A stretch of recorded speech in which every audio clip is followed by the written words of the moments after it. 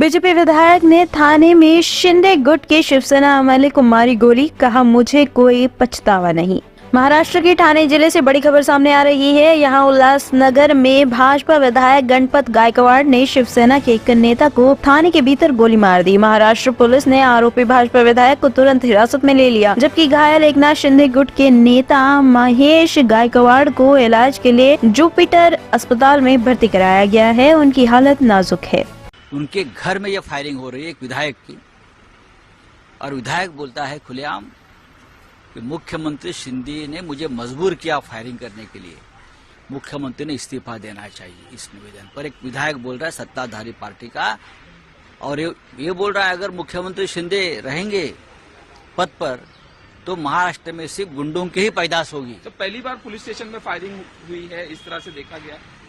आप police station में हुई है, मुझे डर है जिस तरह से मुख्यमंत्री कार्यालय गुंडों का अड्डा बन गया है, एक दिन मंत्रालय में मुख्यमंत्री के कार्यालय में भी इस प्रकार के हादसे हो सकते हैं।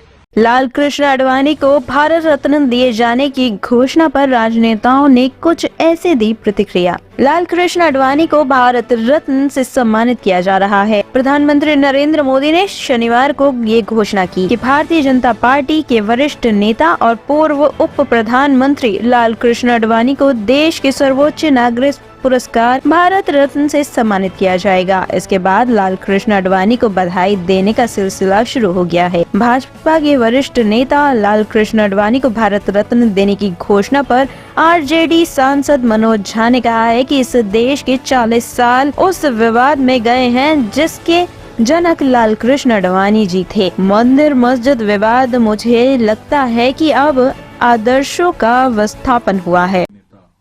आडवाणी को सरकार ने भारत रत्न देने का फैसला किया। देखिए, ये सरकार का फैसला है, क्या ही कहें। लंबा प्रशासनिक अनुभव रहा है, बहुत सारे पदों पर है, इससे इनकार नहीं किया जा सकता। लेकिन एक और पहलू है, इस देश के 40 बरस, तकरीबन 40 इयर्स, 4 दशक उस विवाद में गए हैं। हमने अपनी ऊर्जा उस विवाद में खोई है जिसके जनक थे आडवाणी जी, मंदिर मस्जिद विवाद। बहरहाल अब तो मुझे लगता है कि क्या ही कहें, एक पैराडाइम शिफ्ट हुआ। फिर डॉक्टर राम मनोहर लोहिया, उनसे बड़ा समाज में संदेश देने वाला तो हुआ नहीं समतामूलक समाज के लिए। उन पर क्यों नहीं नजर जा रही है प्रधानमंत्री जी के, बस यही कहना। 40 साल का जिक्र बयान ये भी दिए जा रहे हैं कि सरकार नफरत के आधार पर काम कर रही है, एक तरीके से। देखिए, सरकार है, उनकी अपनी प्राथमिकता है। मैंने सिर्फ ये कहा कि जब संदर्भ बनाए ना, तो संदर्भ समेकित हो, समावेशी हो।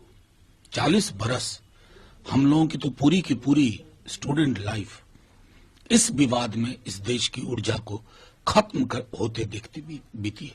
You are demanding for Ram Manohar Lohia. Of course yes, क्योंकि देखिए, लोहिया जी को उत्तर दक्षिण पूर्व पश्चिम समतामूलक समाज के लिए जो लोग भी सोचते हैं, उनके दर्शन में रहता है लोहिया जी को भारत रत्न।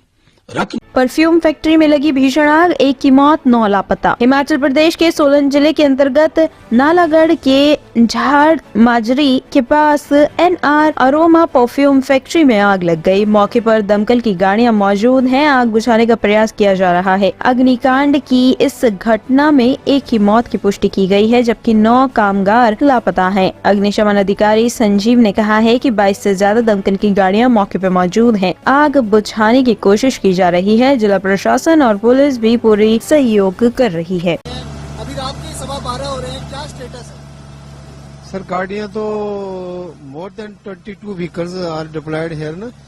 500 कुछ हिमाचल फायर सर्विस के, 10 से 12 गाड़ियां हिमाचल फायर सर्विस की हैं, कुछ इंडस्ट्रीज की हैं, कुछ पंजाब फायर सर्विस की, कुछ हरियाणा फायर ब्रिगेड की हैं, और कुछ इनकी जो है कौन सी थी चंडी मंदिर डिफेंस फायर सर्विस की।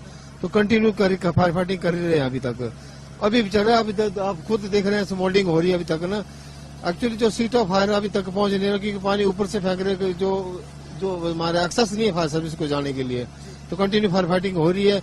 अब कितनी कैजुअल्टी अंदर हो सकती है अभी तो कुछ पता नहीं। कुछ ऐसे जो पब्लिक बता रही है कि 30 से 32 लोग जो इंजर्ड हुए हैं, उसमें से कोई एक डेड बॉडीज भी है, तो बाकी फायर फाइटिंग चली है सर। जी। सर किसी तरीके की इक्विपमेंट की कमी आ रही है आग को बुझाने के लिए या कुछ ऐसा?